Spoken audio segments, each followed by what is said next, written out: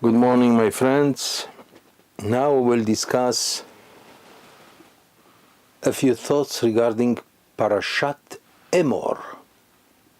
Parashat Emor, this coming Shabbat in the land of Israel, we don't read Emor, we read Parashat Behar. But outside the land of Israel, everywhere in the world, there still are one parasha before, so they will read that which we read last week, Parashat Emor.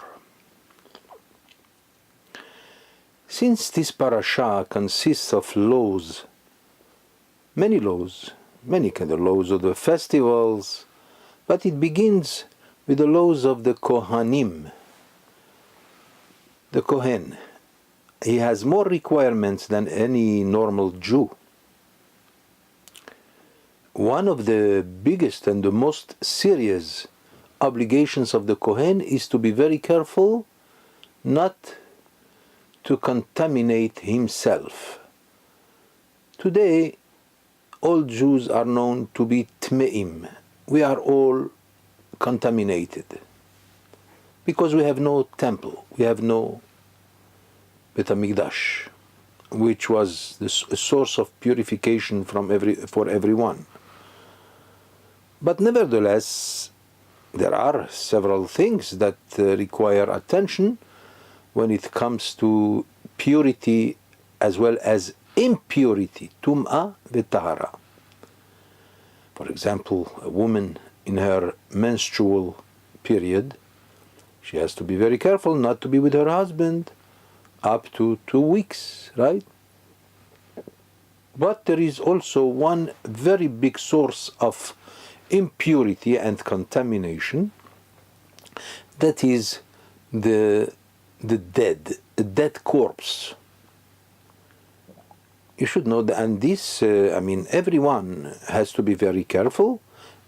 As far as the Cohanim are concerned, of course, they cannot approach, even if they are in the same room with a dead corpse, they become contaminated.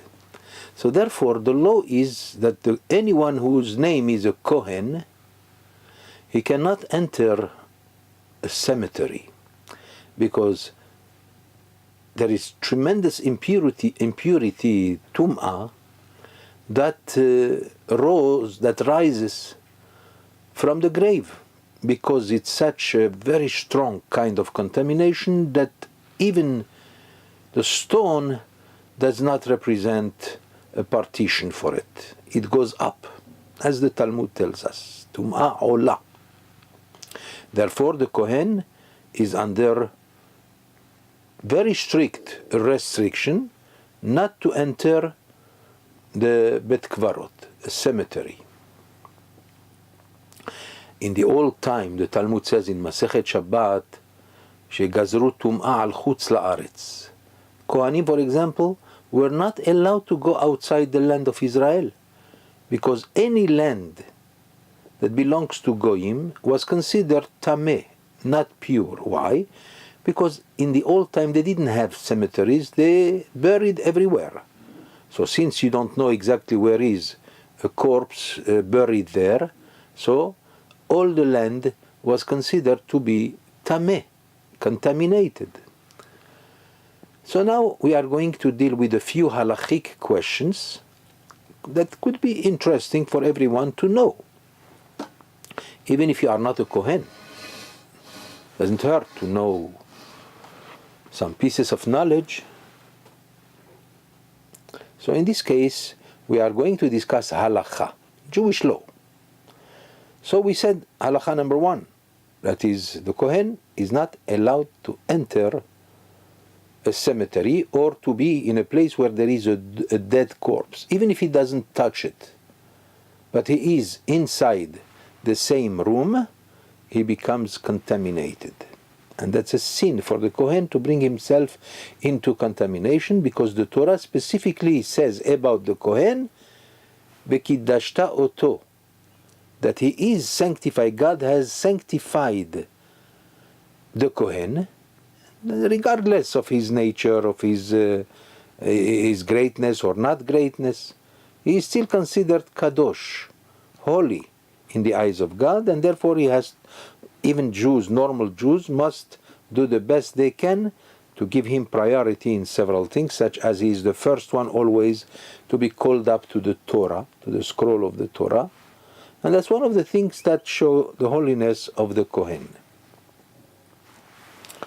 Now what about small children? So first we learn that the Kohen cannot contaminate, bring himself into any kind of contamination or impurity from the first verse of this Parashat Emor, which is Emor v'daber Hashem el Moshe Emor, Emor el HaKohanim bnei Aaron v'dibarta alehem ve'amarta alehem Emor ve'amarta. He shall talk to the Kohanim, and he shall tell them lenefesh lo ittama be'amav, that the Kohen is not allowed to bring himself into any kind of tum'ah of the dead.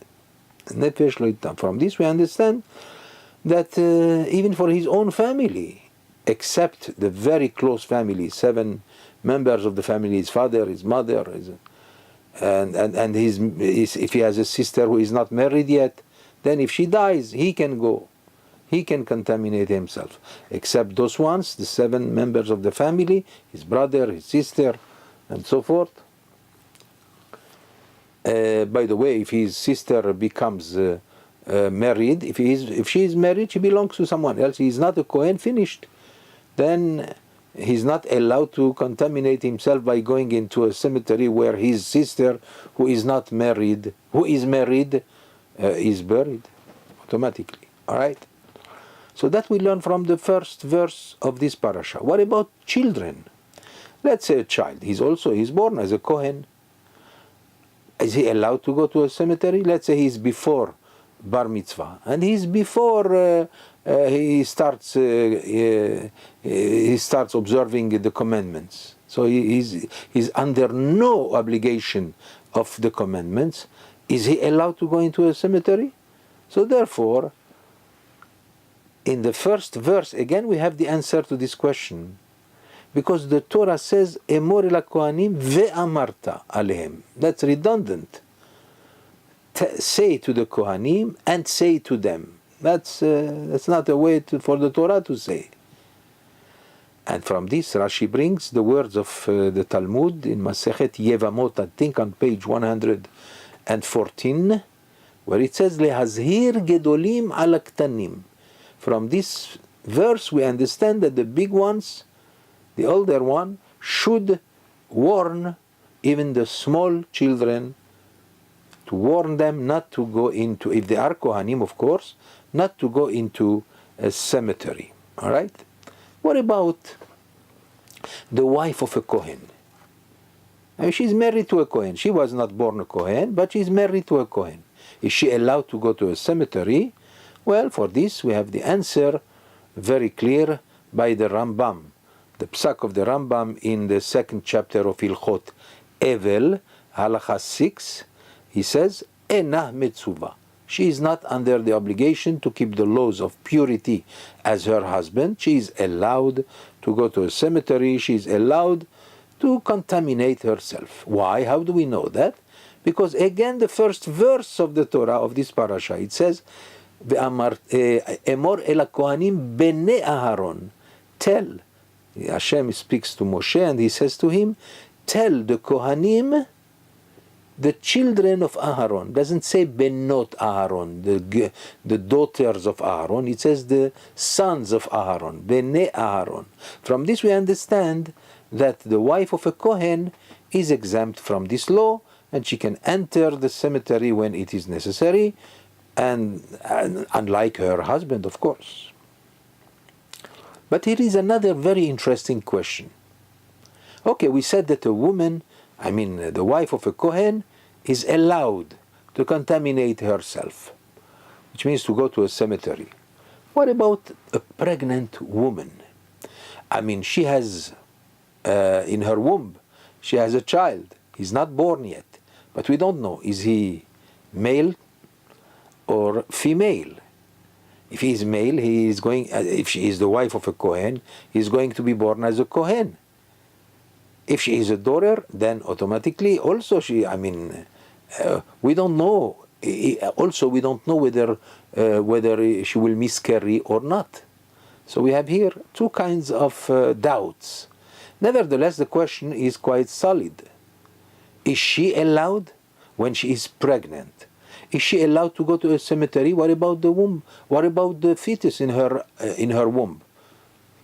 Don't we consider that? It's possible, right? So what is the answer to that? Is she allowed or not? For this, we have a special decision made by the Shach. Shach is an abbreviation for Shin, Kaf, which means the Siftei Kohen. He was a great rabbi, approximately, I think it was 400 years ago, in the time of the Cossacks, right? He died quite young, at the age of 42, I think. The Shach was a genius, a great man, and a tremendous source of one of the greatest authorities that we have on Jewish law. And he is found to be, of course, in the Shulchan Aruch, the book of Jewish law, in that section that we call Yoreh De'ah, in chapter Shin Ain Aleph, 371, and Saif Katan Aleph, paragraphs 1. And there he brings, on behalf of another earlier sage, known according to his book, Sefer HaRokeach, or some say HaRokach, and that's a very important source. And he says that this woman, she would be allowed, even though she is pregnant, and we don't know what kind of child is going to bring out. Nevertheless, she is allowed to go to a cemetery. Why? Because as I have mentioned before, we have what we call in halakha sfek sfeka, a doubt joined by another doubt. The first doubt, of course, is perhaps it's very possible he will not come out alive, right? Especially in the old time, it happened many times, right? Also, maybe a girl will be born, and then there is no restriction of contamination here. So therefore, we have a rule in Jewish law, when you have a situation like this of sfeka, a doubt within another doubt, then we are lenient about it, and she is allowed. There is one big question by the Magen Avraham. The Magen Avraham is again one of the greatest halachic authorities that we have in the Shulchan Aruch.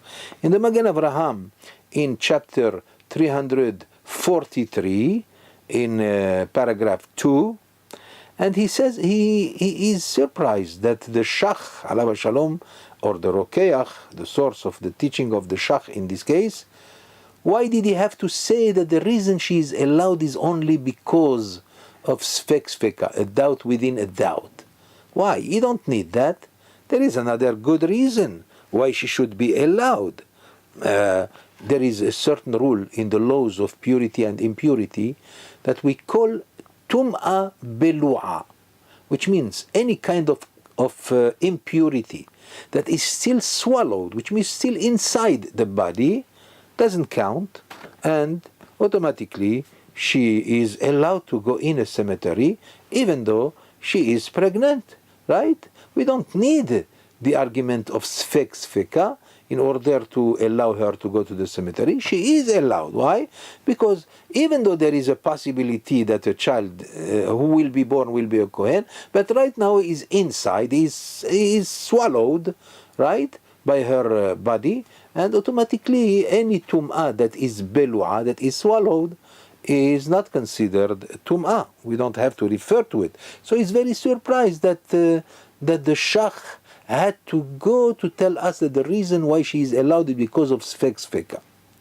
The Radbaz, Rabbeinu David ben Zimra, he lived about 400 years ago. He was the chief rabbi of Mitzrayim, of Egypt. A tremendous authority, a great authority. Even before, about 400, maybe 500 years ago. I think he was before Maran. No, I think it was in the time of Maran, but they didn't know each other. Maran the Shulchan Aruch, of course. So the Radbaz gives us a reasoning matter that will settle this question. So we said, why do you need the argument of sfeka when you have a very simple Very, very simple reason that tum'ah that is still considered inside is not considered the tum'ah, and therefore why do you have to say this kind of argument? So the Radbaz says, he brings it in one of his books, She'elot u'Tshuvot HaChadashot, in chapter 200, and he says that the Rokeach probably meant a woman that is pregnant, but is any minute she can give birth. Now that's another problem. And she is the wife of a Kohen. She is about to give birth, and she had to be in the cemetery, let's say. She had to pass near the death corpse or a grave. But she is any minute she will give birth. Now there is a possibility that the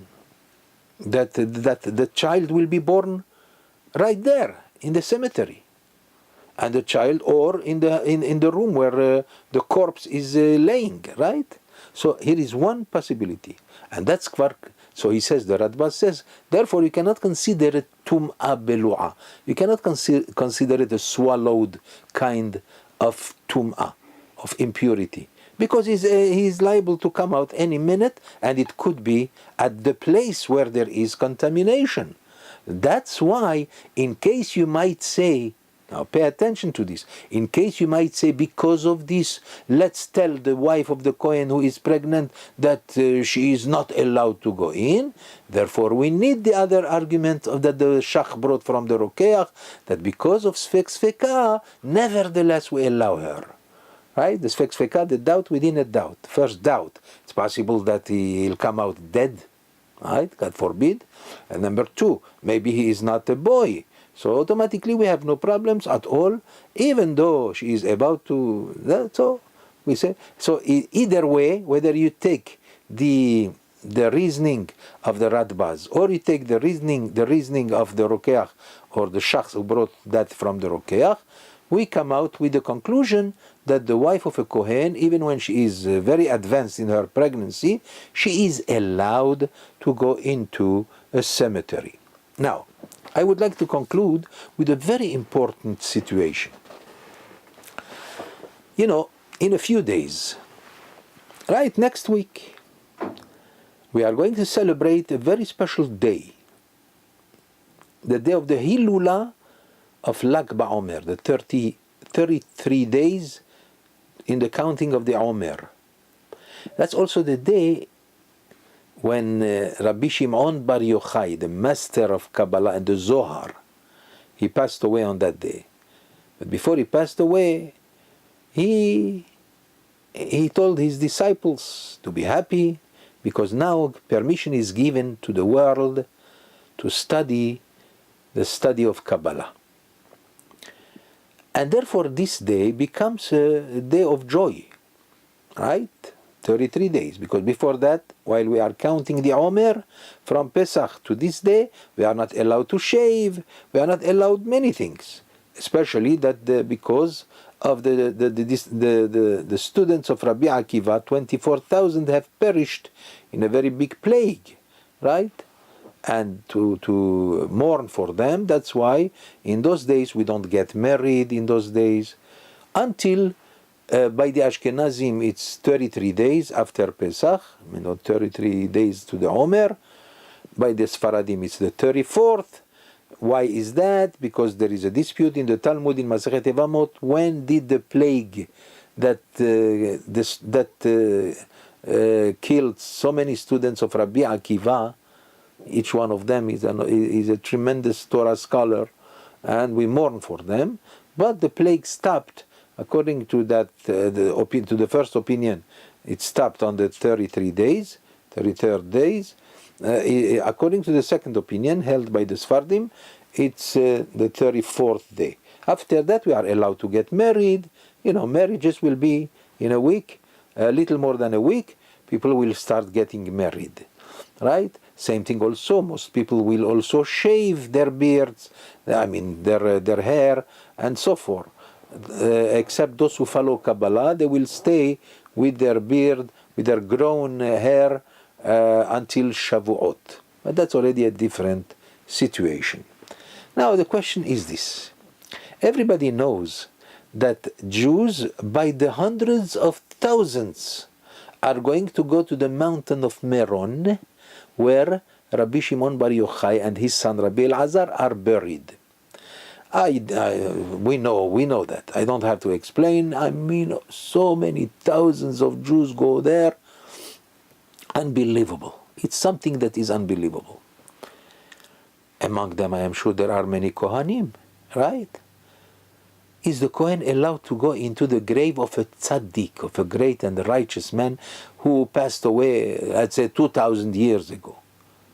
But the contamination, by the way, doesn't stop. As long as there is a dead person there, even if there is no more body, still the contamination is there and it cannot be removed. So now the question is, what do we tell the Kohanim? Are they allowed to go to Meron, to the place where Rabbi Shimon Bar Yochai and his son Rabbi Elazar are buried? The grave of Rabbi Shimon. Everyone goes there to pray. And miracles happen there all the time. And the Hasidim outside, they dance. And we light fires everywhere. I mean, everywhere we light fires. That reminds us of what the Zohar says, that at the time, those who studied with the Rabbi Shimon Bar Yochai in two groups, one group consisting of 21 members, that was the very important group, but it was surrounded by a circle of fire. But then he had also a smaller group of 7 members. Those were the great ones, also surrounded by fire, and no one else can approach them. It's possible that to commemorate such an event, there is such a custom to light fires everywhere, to the point that it becomes sometimes dangerous. So now we return to our question. What about the Kohanim? Can they enter the grave of the tzaddikim, of the righteous people? Or go to Morocco, for example. Even this occasion is used, not only, they don't have the grave of Rabbi Shimon Bar Yochai there, but they have graves of other righteous people, like Rabbi Amram ben Diwan, Rabbi Davidu Moshe, Rabbi Chaim Pinto, great names. And the prayer there is a good prayer. So many Jews travel to Morocco, thank God for that. That's the only country in which Jews can enter without any restrictions, right? Even Israeli Jews. And what about Kohanim? I'm sure there is a Kohen here and there. I have a friend who is a Kohen. And Baruch Hashem, thank God, he knows that even though he is a guide, and he guides people to go to those places in Morocco, but he himself restricts himself outside. He stays outside when his friends, those that he brought himself, go into the cemetery. He himself stays outside. So now, what should we understand now? Are Kohanim allowed to go to the grave? Any grave is forbidden for the Kohen. But what about the tzaddik? A very righteous man, especially that he passed away a long time ago. Do we allow him? So let's hear the answer. There is a dispute of opinions regarding this case. And the dispute was among the Rishonim, the early ones, the sages, about 1,000 years ago, or 900 or 800. Any sage before Maran, the Shulchan Aruch, that means 500 years ago, is considered the Rishon. From the time of Maran, the Shulchan Aruch, Rabbi Yosef Karo, begins a new era, the era of the Achronim, the last rabbis. And that will continue until the Mashiach comes, right? Now, there is a Midrash Agada, for Parashat Emor, of course, our Parasha, chapter 52. And there it says there is a story, a very sad story. You know that Rabbi Akiva, our master forever and ever, no greater man than him. Rabbi Akiva, close to 2,000 years ago, was captured by the Romans because he didn't want to stop to learn and to teach Torah. And he was sentenced to death. His death, by the way, was tragic, terrible. They cut him in pieces. Like it says, Sarku et besaro b'masrekot shel barzel. They practically combed his flesh with combs of iron, of steel. And he ended up by, in front of his disciples, he passed away saying, Shema Yisrael Hashem Elokeinu Hashem Echad. We also, as I said before, we observed those days between Pesach and Lag BaOmer by not shaving and not having any weddings and so forth, because of the disciples of Rabbi Akiva, which is a great testimony by itself that Rabbi Akiva was unequal. There's no one that is equal to the greatness of Rabbi Akiva. Now, Rabbi Akiva, as we said, he passed away. But before they executed him, he was put in prison because he was a great rabbi. So even the Roman authorities allowed a servant to be with him, to serve him, right?